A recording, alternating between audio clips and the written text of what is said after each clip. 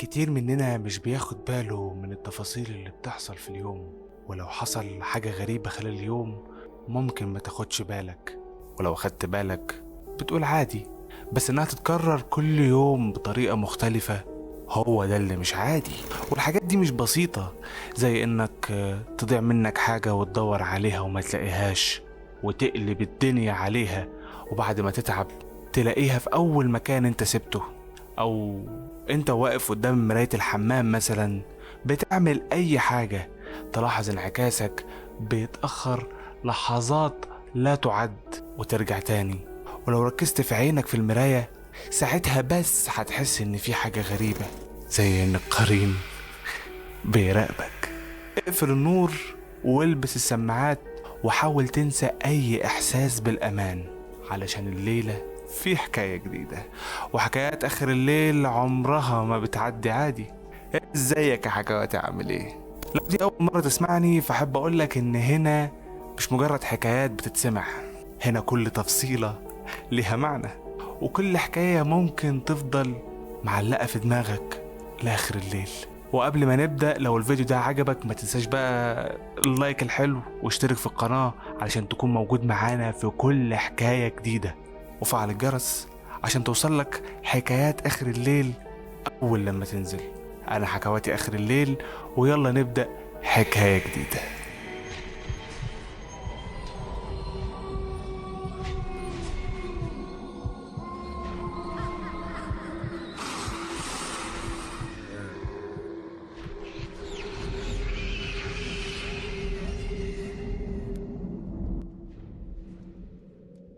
أنا خالد، وعمري ما كنت مرتاح في القاهرة رغم إني عايش فيها حوالي 4 سنين، لكن طول الوقت كنت حاسس إني ضيف.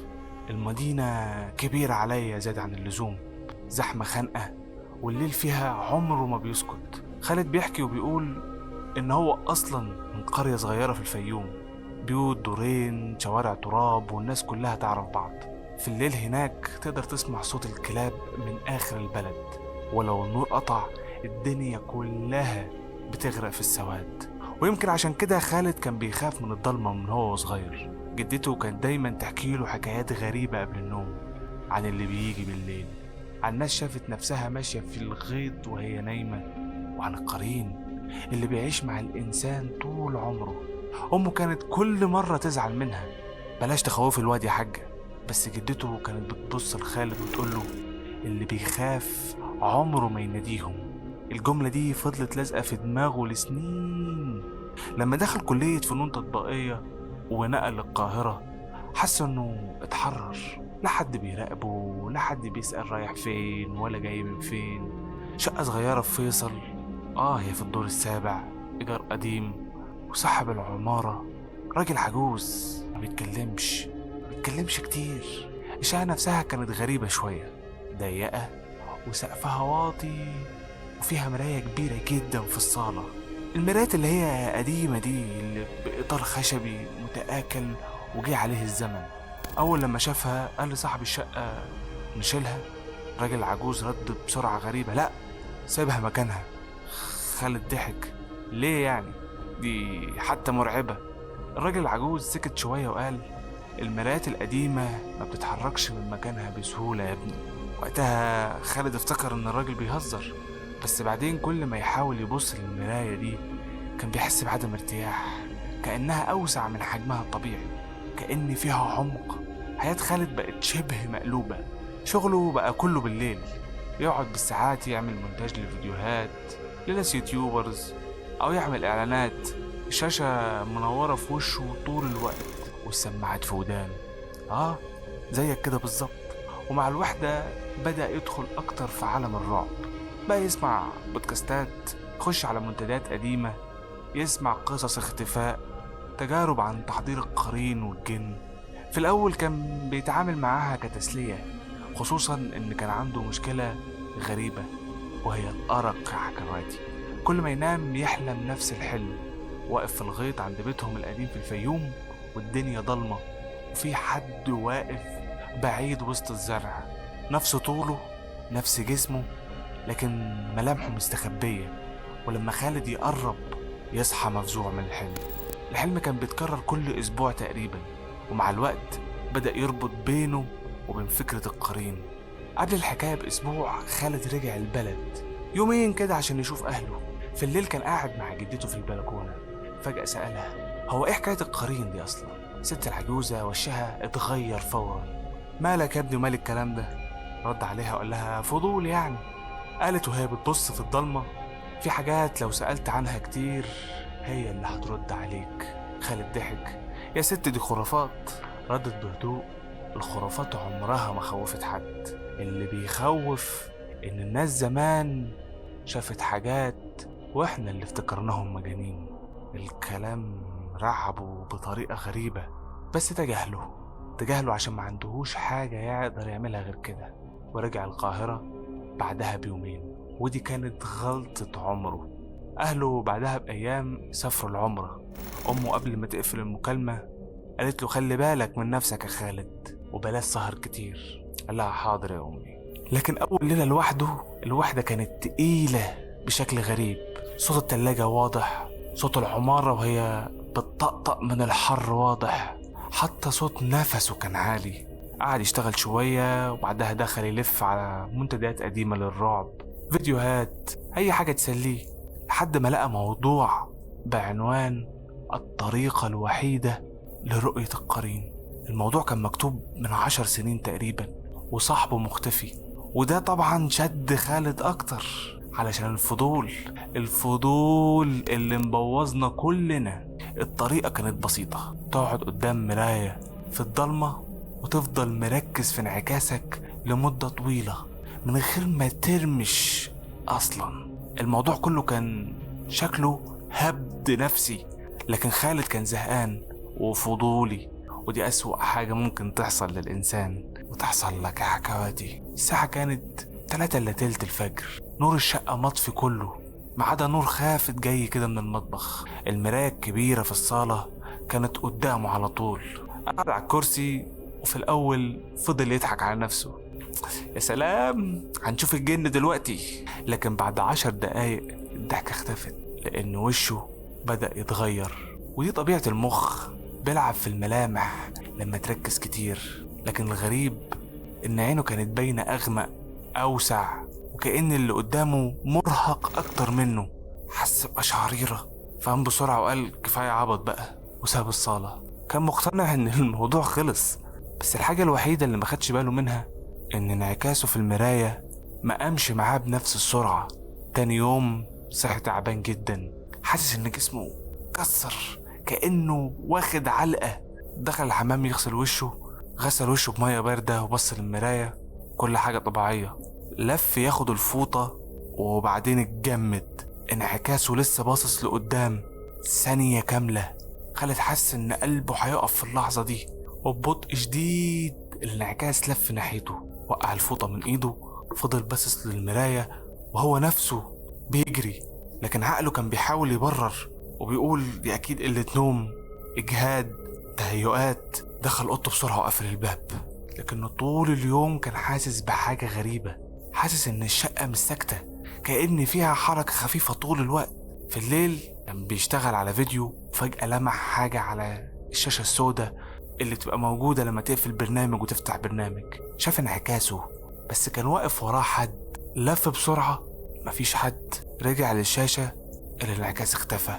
ومن وقتها وبدأ التوتر والرعب الحقيقي. وبعدها راح المطبخ يعمل قهوة، وبعد كده عمل لايك واشتراك. وما تنساش بقى تعمل لايك واشتراك، مش هفكرك كل شوية لأن أغلب الناس اللي بتتفرج عليا مش عاملة اشتراك للقناة ولا بتعمل لايك، فلو سمحت اعمل يلا. ولما خرج للصالة وقف مكانه لأن كانت كراسي السفرة كلها مقلوبة على الأرض. خالد فضل واقف دقيقة كاملة مش مستوعب، بعدها جري على المطبخ، السكاكين كلها مرصوصة على الأرض على شكل دايرة.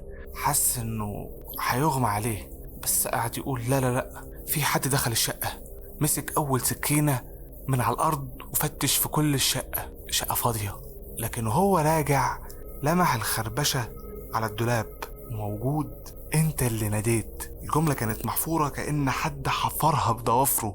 خالد رجع لورا وهو بيتنفس بسرعة، وفجأة سمع صوت أمه، صوت واضح جدا. خالد تعالى يا حبيبي.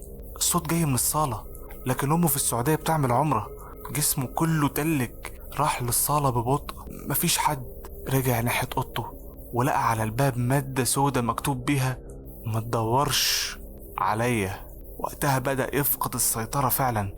خالد دخل الأوضة وقفل الباب بالمفتاح بسرعة، لدرجة إن المفتاح اتكسر جزء منه جوه الكالون من كتر السرعة بتاعته. فضل واقف ظهره لازق في الباب، بيتنفس بصوت عالي وعينيه ثابتة على الكتابة اللي كانت على الباب من بره.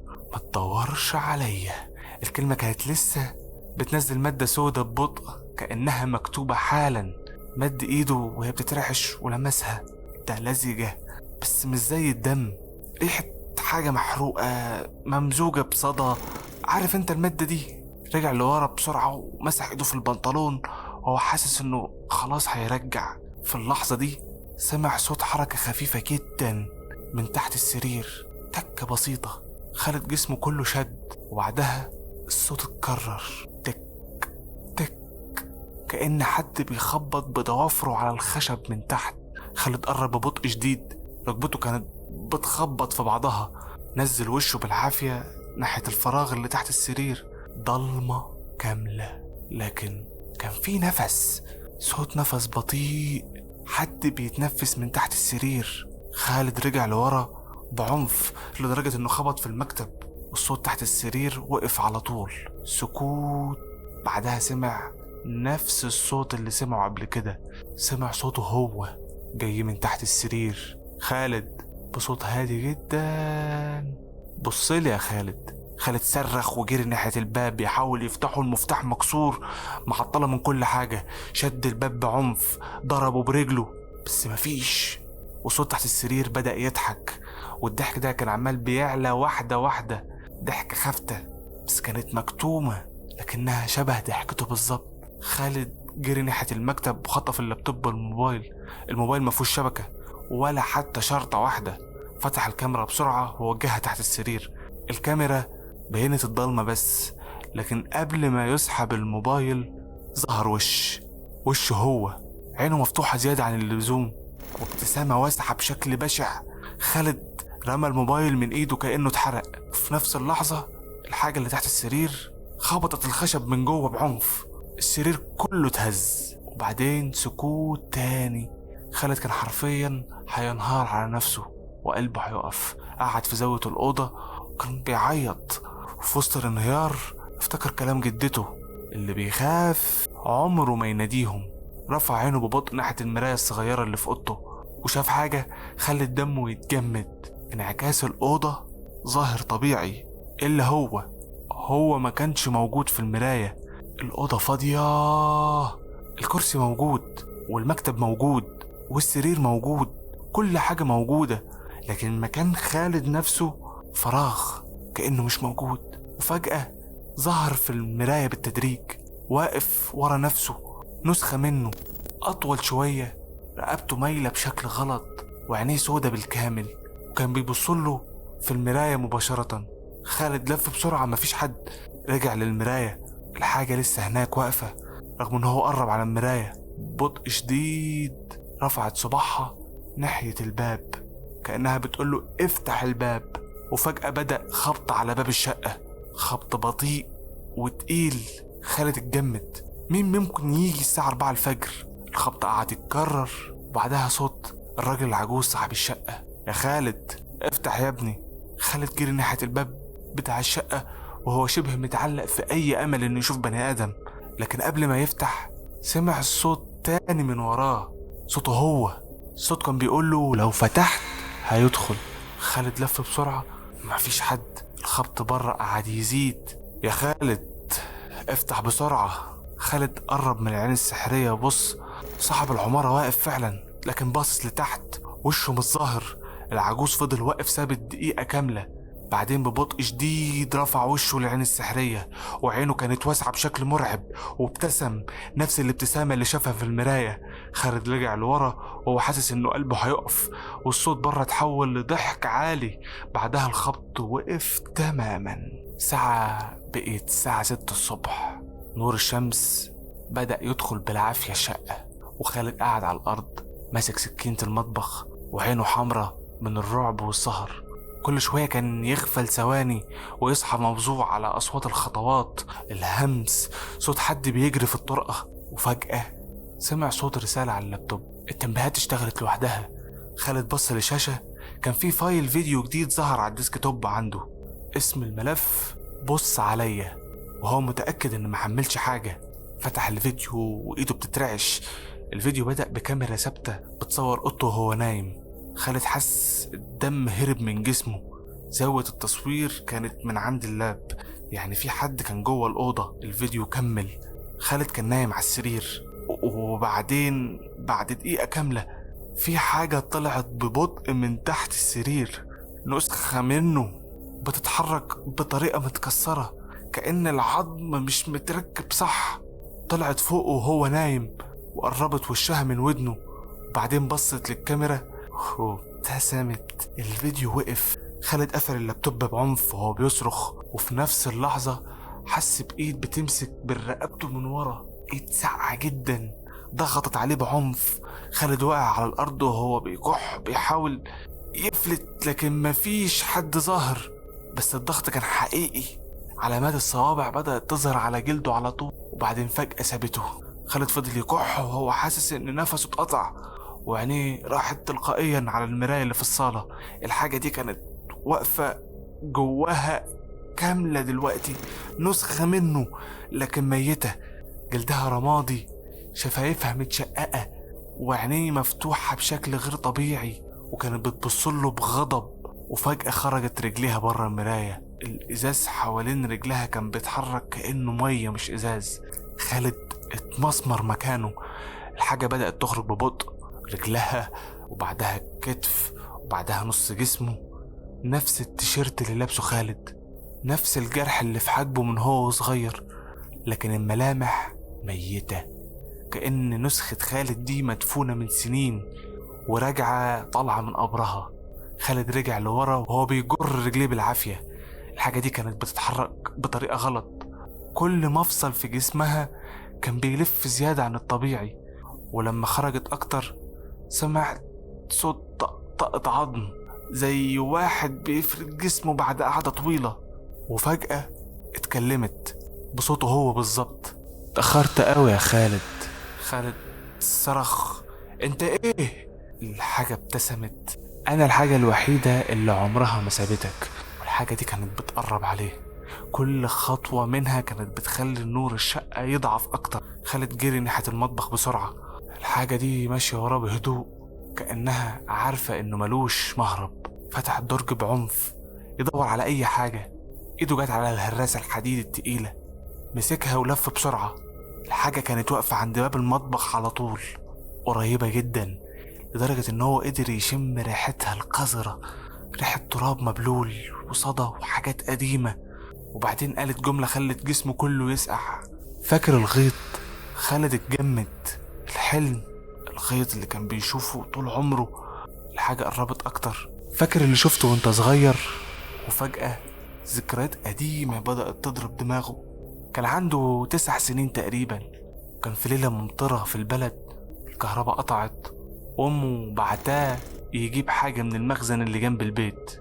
المخزن كان قريب من الغيط، وهو راجع لمح حد واقف وسط الزرع، ولد زيه كده بالظبط، نفس الطول تقريبا، واقف ساكت. خالد فاكر انه افتكر واحد من عيال البلد، فنادى مين؟ الولد اتحرك خطوة، نور القمر جه على وشه اللحظة، وكان وش خالد نفسه. خالد وقتها جري على البيت وهو يعيط، ولما حكى لجدته وشها اصفر سألته ندهتله؟ خالد قال لها جدته فضلت تصوت وتقرأ قرآن طول الليل. ومن يومها الحلم بدأ. خالد رجع من الفلاش باك ده وهو بيتنفس بسرعة. الحاجة كانت واقفة قدامه. انت اللي بدأت من زمان. وفجأة الهوا في الشقة بقى تقيل، الحيطان بدأت تطلع منها صوت خرابيش كأن في ضوافر بتمشي جوه الحيطان، والنور قطع كله في الشقة. الشقة غرقت في الضلمة، لكن عيون الحاجة كانت باينة واسعة وسودة. وفجأة خالد حس بألم رهيب في ظهره، وقعد على ركبته وهو بيصرخ، حاسس كأن في حد بيغرس سكاكين في عمود الفقر بتاع ظهره. الحاجة كانت بتبصله باستمتاع، بس كانت في حاجة من جواه بتقوله اكسر المراية. خالد كان بيبص للشيء ده بعدم استيعاب. الحاجة قربت وشها منه، وافتكر كل اللي حصل له. وقتها الرعب اللي كان جواه اتحول لغضب. خالد مسك الهراسة وقام بالعافية وجري ناحية الصالة. الحاجة دي صرخت لأول مرة. صوتها كان خليط بين صوته وصوت معدني بشع. وفجأة كل المرايات اللي في الشقة بدأت تعكسه غلط. في مراية الممرات كان واقف ثابت مش بيتحرك. في مراية الحمام كان بيبتسم. في شاشة التليفون المطفي كان واقف وراه. كأن الشقة كلها بقيت باب. والوجع في جسمه زاد لدرجة كأنه مش قادر يمشي. كل خطوة كأن رجله بتتكسر. لكن المراية الكبيرة كانت قدامه. الإزاز بدأ يسود بالتدريج، والحاجة وراه بتجري دلوقتي. صوت رجليها على الأرض كان مقرف، سريع، متكسر. خالد صرخ بكل قوته ورمى الهراسة على المراية. الهراسة خبطت نص المراية على طول. وفي اللحظة دي الدنيا كلها سكتت ثانية واحدة كاملة. وبعدين الإزاز اتفتفت في كل حتة، والصرخة طلعت من جوه المراية. صرخة مستحيل تكون لبني آدم زيه وزيك. كأن 1000 صوت بيصرخوا مرة واحدة تحت المية. الحاجة اللي وراه وقفت مكانها فجأة، وجسمها بدأ يتشقق. شقوق سودة انتشرت في جلدها بسرعة، وهي بتبص لخالد برعب لأول مرة. وبعدها انهارت على الأرض. جسمها وقع كتلة سودة على الأرض واختفى. والنور رجع، وصوت الشارع رجع، والحياة رجعت. عربية عدت تحت البيت. كل حاجة رجعت طبيعية. فجأة خالد وقع وسط الإزاز وهو بينهج، وإيده كانت كلها دم ورقبته ورمة. وبص حواليه، شقة عادية هادية، كل حاجة في مكانها، كأن اللي حصل ده مجرد كابوس. لكن آثار الضوافر على ظهره كانت لسه موجودة. بعد ساعات الشمس طلعت بالكامل، وخالد كان قاعد على سطح العمارة قدامه جردل الحديد بدأ يحرق كل حاجة. كتب الرعب، المقالات، الهارد اللي كان عليه التسجيلات بتاعت الفيديوهات الرعب. النار كانت عالية وهو كان قاعد بيبص لها وسرح. فجأة افتكر حاجة، طلع موبايله بسرعة وفتح الكاميرا الأمامية. بص لنفسه، انعكاسه كان طبيعي، لكن لاحظ حاجة صغيرة جدا. بعد ما رمش انعكاس رمشه كان في التليفون بعدها بجزء من الثانية، جزء صغير جدا لدرجة ان اي حد ممكن يتخيل ان التليفون علق. لكن خالد عرف ان ما كانش التليفون هو اللي معلق. ومن يومها مبقاش يبص في المرايات غير ثواني. حتى شاشة اللابتوب بدأ يقفلها اول لما يشوف انعكاس وشه. ولحد النهاردة لما يصحى اخر الليل ويروح يشرب مية بيحاول ما يبصش ناحية المراية الكبيرة اللي لسه في الصالة، رغم انها متكسرة واترمت، علشان احيانا في نص الليل بيسمع صوت خبط خفيف جاي من تحت السرير. فاكر الخبط؟ خالد حاول يعيش طبيعي بعد اللي حصل، وده كان اصعب من الرعب اللي حصل له نفسه، لان بعد اول اسبوع بدأ يقنع نفسه ان كل اللي شافه ده كان انهيار عصبي وقلة نوم وتوتر، او من الوحدة، هلاوس بسبب الرعب اللي كان غرقان فيه، خصوصا ان محدش مصدقه. لما امه وابوه رجعوا من العمرة، اول لما شافوه اتصدموا. وشه اصفر، خس بشكل مرعب، وعينه دخلت لجوه كأنه ما نامش من شهور. امه فضلت تسأله مالك يا ابني، حصل ايه؟ لكن خالد معرفش يحكي. ازاي يقول لامه ان كان بيحارب نسخة منه طالع من مراية؟ هي نفسها كانت هتفتكره ان هو خلاص اتجن من اللي بيسمعه. قال لها انه تعب شوية بسبب الشغل والسهر، بس امه لاحظت الخرابيش اللي على ظهره ولاحظت اثار الزرقان اللي حوالين رقبته. سألته مين اللي عمل فيك كده؟ وخالد سكت، والأول مرة أحس إنه لو اتكلم الحاجة دي هتسمعه. أبوه أصر ياخده البلد كام يوم يغير جو، وخالد وافق على طول.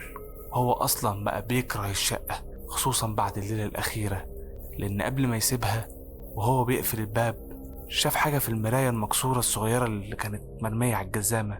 انعكاس الصالة كان ناقص، كأن في شخص واقف لكن مش ظاهر غير جزء من كتفه. خالد ساعتها نزل جري من غير ما حتى يبص تاني وراح البلد كانت أهدى، ريحتها طين، الهوا بارد بالليل، صوت الديوك الفجر، كل ده رجعه لطفولته. لكن المشكلة إن الرعب رجع معاه. أول ليلة هناك صحي على صوت خبط على الشباك، فتح عينه بالعافية. الأوضة اللي كان قاعد فيها كانت غرقانة في الضلمة. الخبط اتكرر، قام ببطء وقرب من الشباك، ولما بص اتجمد. حد واقف وسط الغيط بس بعيد شوية، ساكت، نفس الطول، نفس الوقفة حتى من بعيد. خالد عرفه، قفل الستارة على طول ورجع لورا وهو قلبه هيقف. لكن بعدها بثواني سمع صوت جدته من بره الأوضة. ما تبصلهوش. خالد فتح الباب بسرعة. جدته كانت واقفة فعلا، بس شكلها كان مرعوب أكتر، وخالد عمره ما شافها كده. دخلت وقفلت الباب وراها. بصت له جامد. انت عملت ايه في مصر؟ خالد حس دماغه هتلف. انت عارفة؟ الجدة قعدت على السرير وهي بتتنفس بصعوبة، قالت له زمان اللي بينادي بيردوا عليه. خالد لأول مرة حكى كل حاجة، المراية، الانعكاس، الحاجة اللي خرجت. وكل ما كان يحكي وش جدته بيزيد رعب. ولما خلص قالت جملة خلت الرعب يرجع له أضعاف. انت فاكر انا كسرته؟